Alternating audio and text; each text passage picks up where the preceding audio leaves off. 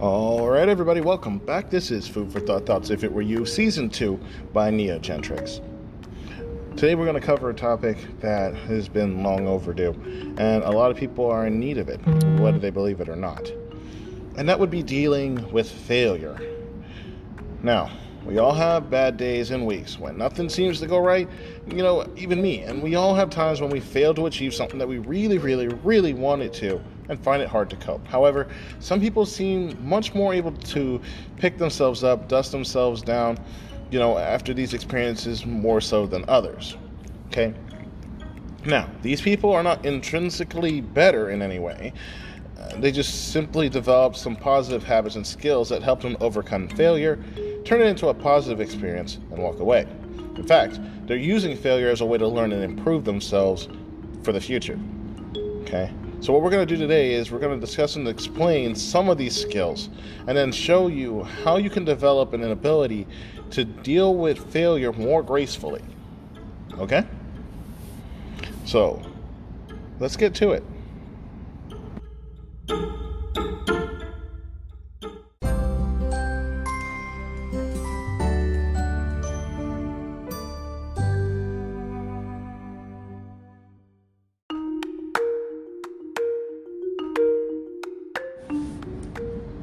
Alright, let's start with the first thing that everyone should probably try to do, and that's understanding failure. As Rudyard Kipling put, if you can meet with triumph and disaster and treat those two imposters just the same, you can succeed. Now, this is from his favorite poem, If, and it kind of answers its own question as states a fact. It's having how do I put this? Have suggested that success and failure are two sides of the same coin. It neither really matters. It's essentially what he's trying to say. Whatever happens, you have to pick yourself up and move on. This approach was perhaps typical of most of the Victorians during that era, but they felt that it was important to be able to win and lose gracefully. I can kind of agree with that, but my opinion doesn't matter. At any rate, it was not appropriate to show your emotions, whether happy or sad, regardless of the outcome. Then again, we've become a little wiser about the importance of recognizing and showing your emotions nowadays. However, being able to win or lose gracefully is still an attitude that it might be appropriate to cultivate for some people. Example. Failing to win a sports competition, especially a major event that you've been working hard towards for several years, or to get a promotion or pay raise, can feel very devastating at the time. But then again, when you look back at it over a couple years later, or at your whole life as a whole, it becomes unlikely to feature as one of your defining events, especially if you have gone on to success in the same field later on in the future.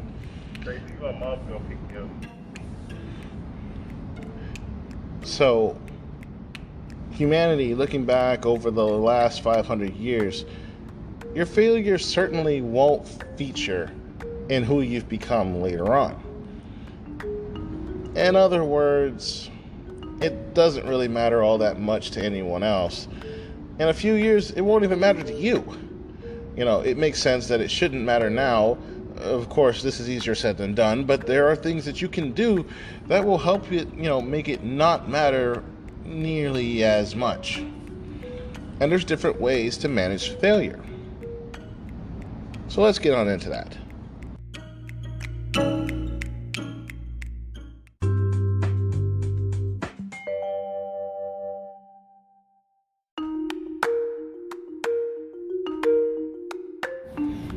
Alright, so how do we manage failure? Well, 1. Recognize and accept your emotions for what they are. Failure hurts, at least in the first instance, and then you need to accept that. Trying to minimize your feeling or distract yourself can be counterproductive in the long term, and actually could hurt you more than the failure did at that moment. Just recognizing your feelings for what they are and allowing yourself time to hurt a little bit is enough to help you get over it. Now, with that being said, don't dwell on it for too long. That too is also counterproductive, especially if you blame yourself for what happened. I've done that a few times, and all it's done is got me in trouble. So, take a few days for the pain of the lesson, depending on how severe it was, and then start to try to move on, little at a time. 2, don't make it personal. I don't know how much I could stress this one.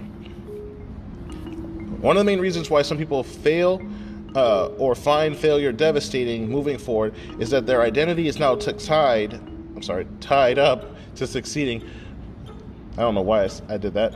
In other words, when they fail, they see themselves as a failure rather than perceiving that they have experienced a setback.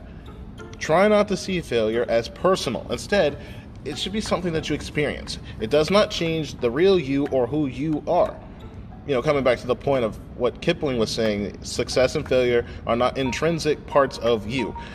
No part of your identity should be, I am a success or I am a failure. If it is, we need to go on a different podcast about personal development. But anyway, the third point is don't make what anyone else, or rather don't worry what anyone else will think regarding that failure. Sometimes our views about success and failure are tied up in other people's will or what they think about us or how they think about us or the way they're going to judge us. I don't know how many other ways I could say that. But you cannot control what other people think, nor should you even try. Mind you, that's anxiety waiting to happen. Okay? You should never, ever do something simply because it will please the other person. Okay? It's easier to accept both success and failure if you define them in your own terms and do things because you want to achieve them, not because someone's forcing you to do it. Now, there are some instances where that can't be avoided, but I digress. Okay?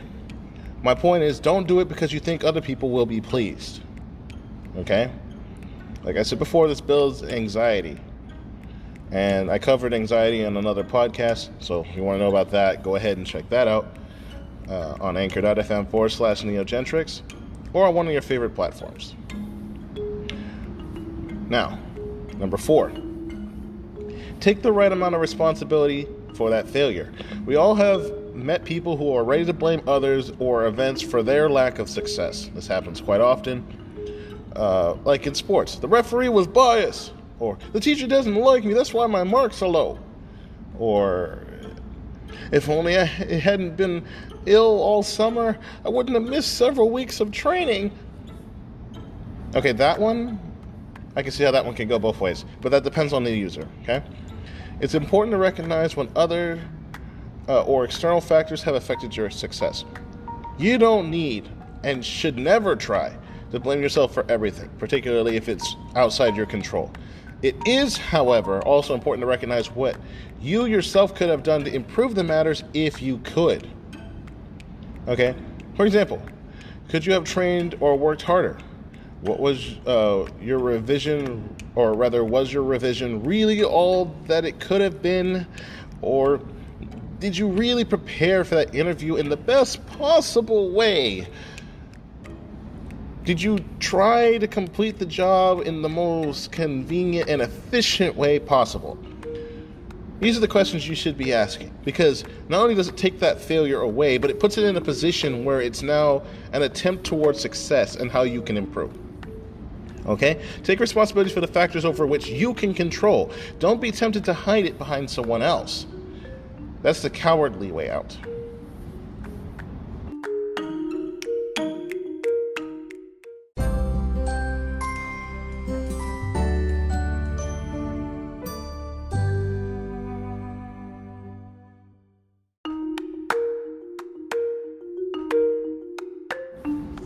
All right. Now, last but not least, the 5th thing. Use failure as a way to improve, okay? Don't think of failure as failure. Instead, think of it as life's way of showing you that you need to improve. Yeah, there we go. Or how to do so. If you look at it that way, it can help you out. In particular, ask yourself what you could have done differently to achieve a better result. Or consider how you could put that into practice to help you improve for the next time. These are all things to keep in mind. There was a case study done on this. I think it was called Rising from the Ashes of Failure. Let me see if I can find it real quick. In 1999, The English rugby union team lost to South America in the quarterfinals of the World Cup. Okay, Johnny Wilkinson, the fly half, later commented that he had, felt at least partly responsible for the disappointing and early exit from the competition because he had not played very well. He said this had encouraged him to work harder in the next few years. Okay, Wilkinson was known for his obsessive approach to practicing his kicking. He practiced for hours each day from slightly different places on the field until his accuracy had become almost legendary. Note that it wasn't until 2003, though, that his persistence paid off. England finally won the World Cup in the final few minutes with extra time added, what a drop goal by him. Now, would this have happened without the failure that he suffered back in 1999? Well, to be honest, it would be impossible to say that right now, but to him, it certainly put some credit into that direction because of all the hard work he put in there. He didn't let that failure define him. Instead, he used it to move himself forward. Think about failure differently, okay? And your approach to it, both in the future and in the present, and it will change the outcome of how you proceed forward, okay? Essentially, you're winning and losing with grace. A lot of people try to teach their children to win and lose games with grace, to accept the two imposters as the same exact thing. We tell them not to crow or gloat or whatever when they've won, and we encourage them to accept a defeat when they've lost. However, as adults, the wins and losses may not necessarily be on the sports field, but perhaps we can all learn a little from the idea of failure. It's only a temporary setback.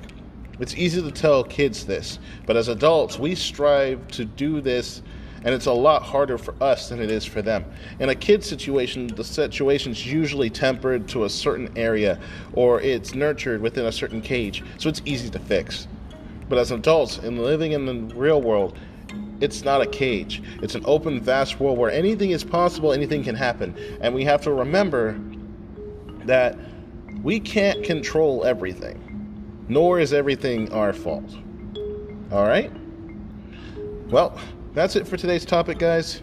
It's been fun. Again, this is Food for Thoughts If It Were You. This is your host, Gentrics, signing out. I hope you all enjoy the rest of your day. And don't forget to check out my books on Amazon, The Whistling Swordsman and The Elementalist. Enjoy the rest of your day.